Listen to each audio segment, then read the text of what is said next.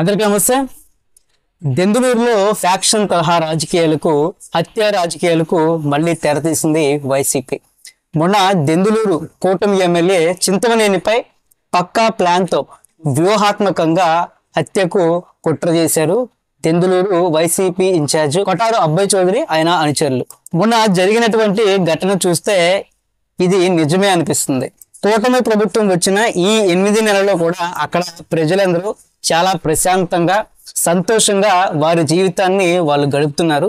ఎందుకంటే ఈ 8 నెలల్లో కూడా ఇక్కడ మాజీ ఎమ్మెల్యే అబ్బాయి చౌదరి ఊర్లో లేకపోవడం, ప్రజల్ని రెచ్చగొట్టే వాళ్ళు లేకపోవడం, కుట్రపూరిత రాజకీయాలు చేసే వాళ్ళు లేకపోవడం వల్ల మళ్ళీ 8 నెలల తర్వాత అబ్బాయి చౌదరి లండన్ నుంచి ఊర్లోకి అడుగు పెట్టిన వారం రోజుల్లోనే గొడవలు, ఫ్యాక్షన్ రాజకీయాలు స్టార్ట్ అయ్యాయి. పచ్చని పొలాలు, ప్రశాంత వాతావరణం కాస్త మొన్న జరిగిన ఈ ఘటనతో మళ్ళీ రక్తాలు, గొడవలు చూడాలా అని భయంతో ప్రజలు ఉలిక్కిపడ్డారు. అసలు మొన్న జరిగిందేంటి, వైసీపీ దాన్ని ఎలా ప్రొజెక్ట్ చేసింది? దెందులూరు నియోజకవర్గంలో ఓ వివాహ కార్యక్రమానికి చింతమనేని ప్రభాకర్ హాజరయ్యారు.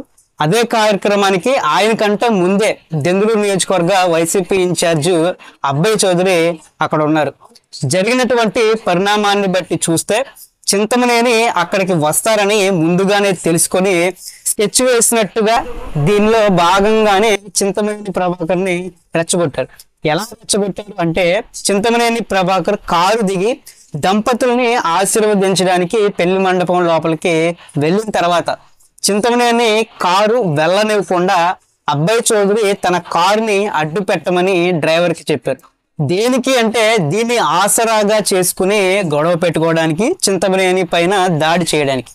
చింతమనేని ఆ సమయంలో కేవలం 5గురితో మాత్రమే పెళ్లికి వెళ్ళటం అయితే జరిగింది. కానీ ఇక్కడ అబ్బాయి చౌదరి మాత్రం 25 మందిని వెంటేసుకుని అక్కడికి వెళ్ళారు. సరే, వీళ్ళందరూ పెళ్లికే వచ్చారు అని అనుకుందాం.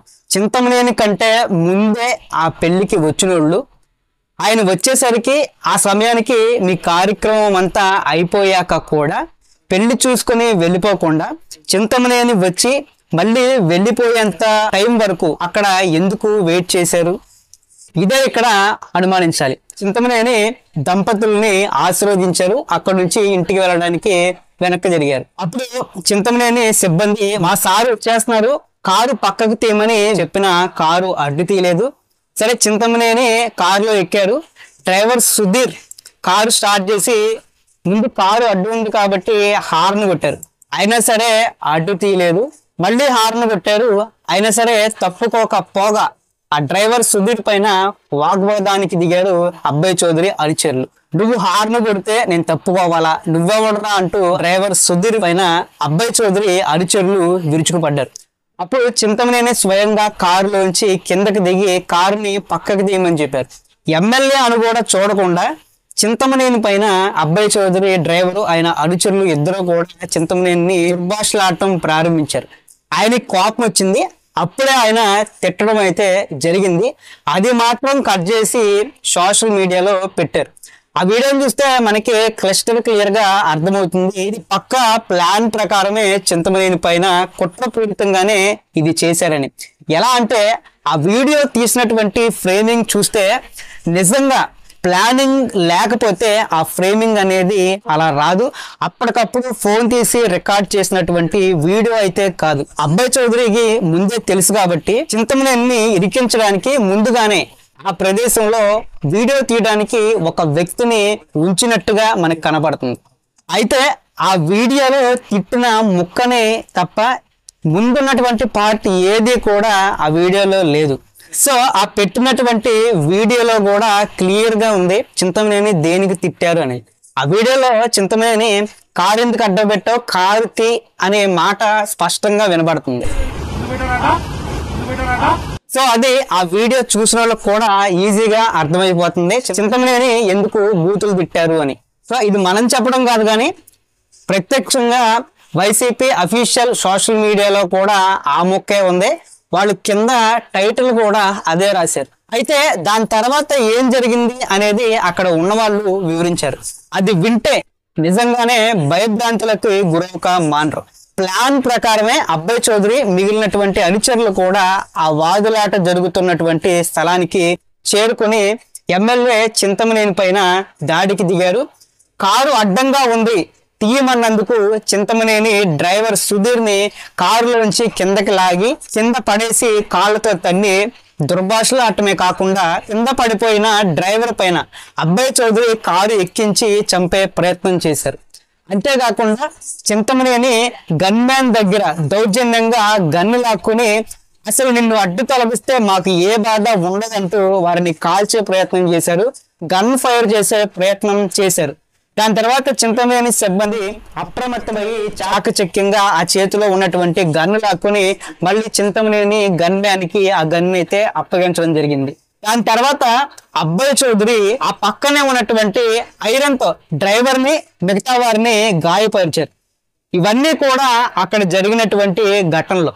అయితే వైసీపీ కేవలం చింతమనేని తిట్టినటువంటి చిన్న క్లిప్పింగ్ ని మాత్రమే కట్ చేసి వైరల్ చేసింది. అయితే ఇక్కడ ట్విస్ట్ ఏంటంటే జరిగింది మొత్తం కూడా చింతమనేని కారు డాష్ బోర్డ్ కెమెరాలో అక్కడ జరిగిందంతా కూడా ఆ మొత్తం కూడా రికార్డ్ అయ్యింది.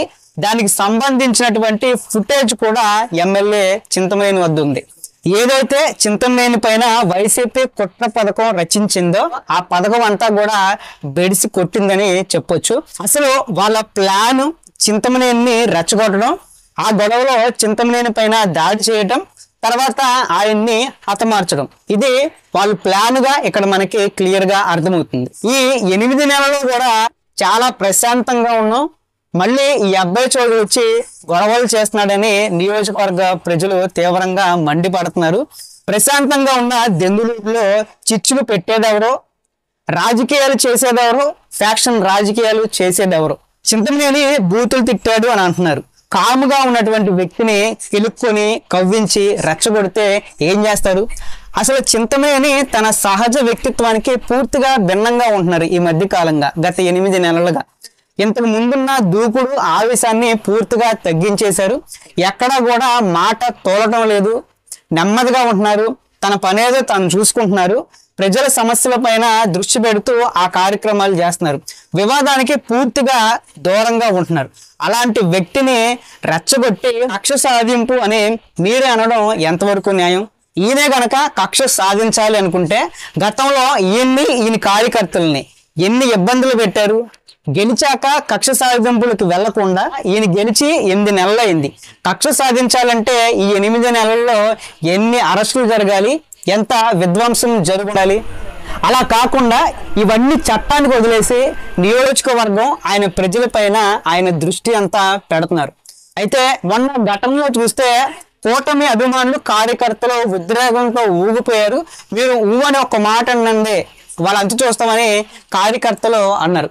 ఆయన ఊ అని ఒక్క మాట కనుక అనుంటే ఈ రోజు దెందులూరు నియోజకవర్గం ఎంత అల్లోకల్లోలంగా ఉండేది. అలా కాకుండా అక్కడ ఉన్నటువంటి అభిమానులందరినీ శాంతపరిచి గొడవలకి దిగొద్దు అని చెప్పి ఆ మాటతో అందరినీ శాంతింపజేశారు. ఈ రోజు నియోజకవర్గంలో శాంతి భద్రతలకి విఘాతం కలిగించకుండా ప్రశాంతమైన వాతావరణంలోనే నియోజకవర్గాన్ని ఉంచారు.